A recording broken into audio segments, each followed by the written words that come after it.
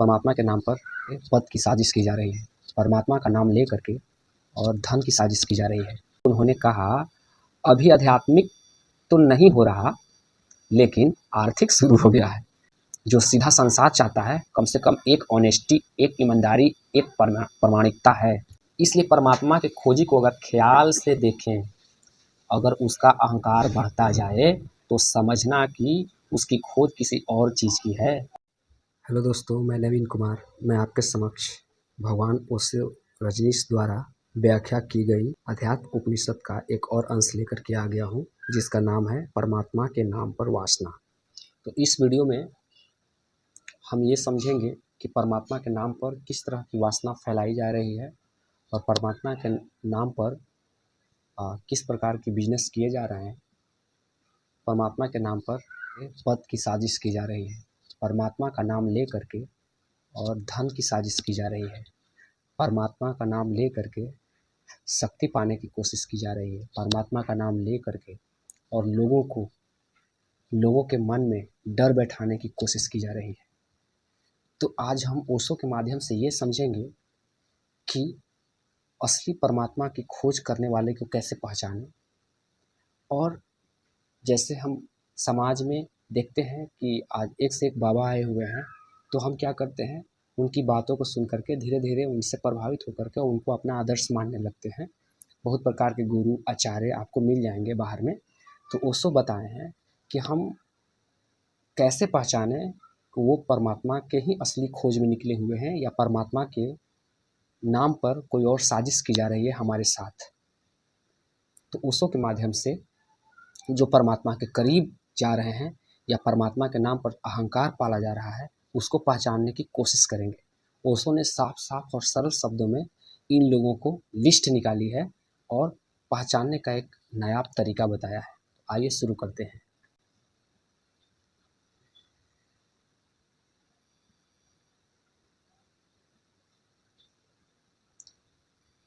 वासना का अर्थ क्या है? वासना का अर्थ है जिससे हमें दूरी मालूम पड़ती हो, उससे दूरी मिटाने की कोशिश वासना का अर्थ है। अर्थात वासना हमें उसी से हो सकती है जो हमसे दूर हो, उसी को तो चाह सकते हैं। और जो हमारे भीतर हो उसको चाहने का कोई सवाल ही नहीं, उसे पाने का कोई सवाल नहीं है, तो वासना का भी कोई सवाल नहीं। तो यहाँ पर कहते हैं ओशो, वासना का अर्थ है जिससे हमें दूरी मालूम पड़ती हो, उससे दूरी मिटाने की कोशिश। इसलिए परमात्मा की कोई वासना नहीं, क्योंकि दूरी ही मालूम नहीं पड़ती। या कभी कोई परमात्मा को खोजता भी मालूम पड़ता है तो झूठी वासना मालूम पड़ती है। अगर कोई ये कहे कि मैं परमात्मा के खोज में निकला हूँ, है ना, तो वो झूठी वासना है, क्योंकि वासना उसी की जा सकती है जो हमसे दूर हो, लेकिन परमात्मा तो हमारे भीतर है। ओशो का कहने का मतलब है। चलिए आगे पढ़ते हैं। ओशो क्या कहते हैं? परमात्मा के नाम से कुछ और खोजना मालूम पड़ता है। नाम परमात्मा का लेता है, चाहत कुछ और है। शक्ति चाहता हो, सिद्धि चाहता हो, धन चाहता हो, पद चाहता हो, कुछ और। चलिए आगे पढ़ते हैं। एक मित्र मुझे आकर कहते थे कि जब से आपके शिविर में साधना में लीन होने लगे हैं, बड़ा लाभ हो रहा है। मैंने पूछा क्या लाभ हो रहा है? तो उन्होंने कहा अभी आध्यात्मिक तो नहीं हो रहा, लेकिन आर्थिक शुरू हो गया है। वाह क्या बात है। ठीक, आध्यात्मिक की इतनी जल्दी भी क्या है, टाला जा सकता है, स्थगित किया जा सकता है, लेकिन आर्थिक तत्काल है। इसलिए उन लोगों से बच के रहना है जो अध्यात्म के नाम पर धन लूटते हैं, धन की साजिश करते हैं। और हम बेचारे हैं, हमें तो भाई आत्मसंतुष्टि चाहिए, कोई गुरु मिल जाए, और हम फंस जाते हैं। और सबसे बड़ा आघात जो अध्यात्म के नाम पर होता है वो अर्थ का ही होता है। हम खोजते कुछ और हैं, नाम कुछ और देते हैं। जहाँ जहाँ हमने परमात्मा लिख छोड़ा है, अगर जरा हम लेबल उखाड़ें तो भीतर कुछ और पाया जाएगा। हम कुछ और चाहते हैं, जो आदमी कुछ और चाहता है परमात्मा के नाम से, वह आदमी उससे ज़्यादा बेईमान है। जो सीधा संसार चाहता है, कम से कम एक ऑनेस्टी, एक ईमानदारी, एक प्रामाणिकता है, अर्थात वो स्वीकार लिया कि मैं संसारी हूँ। लेकिन वो जो परमात्मा के नाम पर बड़े बड़े, है ना, सभा बुलाते हैं, बड़े बड़े मीटिंग करते हैं, उसका क्या?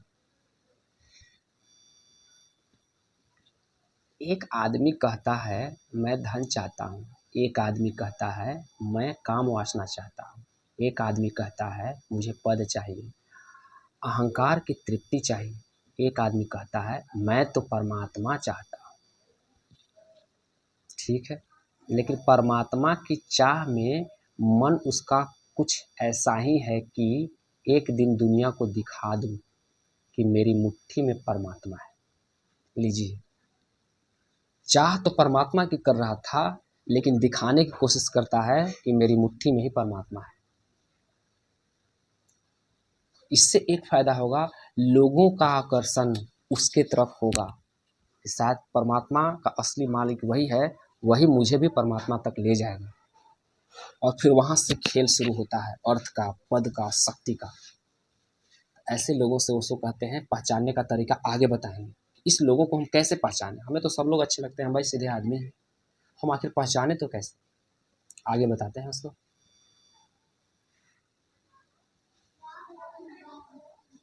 इसलिए परमात्मा के खोजी को अगर ख्याल से देखें, अगर उसका अहंकार बढ़ता जाए तो समझना कि उसकी खोज किसी और चीज़ की है।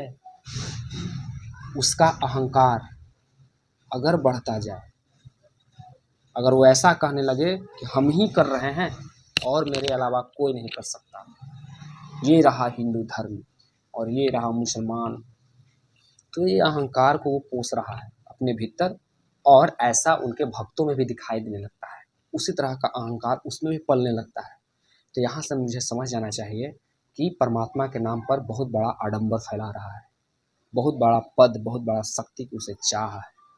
चलिए आगे देखते हैं। सन्यासियों की एक अकड़ जाहिर है। क्या भाई? महात्माओं की अकड़, बड़े बड़े राजनीतिज्ञ भी मात हो जाए उस अकड़ से, इतनी अकड़ होती है।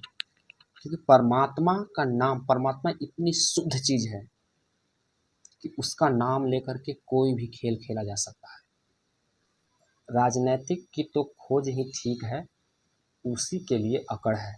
बात सीधी साफ है, उसमें कोई जाल नहीं है ज़्यादा। कुछ होने का मज़ा ही सारी बात है। ठीक, लेकिन महात्मा की बात कुछ और है। वह कहता है हम ना कुछ होने की खोज में हैं, वह और फिर कुछ होता चला जाता है। वो सबको दिखाता है कि हमें कुछ नहीं पाना, कुछ लेना देना नहीं, हम सिर्फ परमात्मा की खोज में हैं, और धीरे धीरे उसके साथ वो सब चीज़ होता चला जाता है जो एक राजनेता को चाहिए होता है। तो आज के लिए इतना ही दोस्त। यदि ये वीडियो आपको अच्छी लगी हो तो कृपया करके कमेंट ज़रूर कीजिएगा। तो आज के लिए इतना ही, बहुत बहुत धन्यवाद।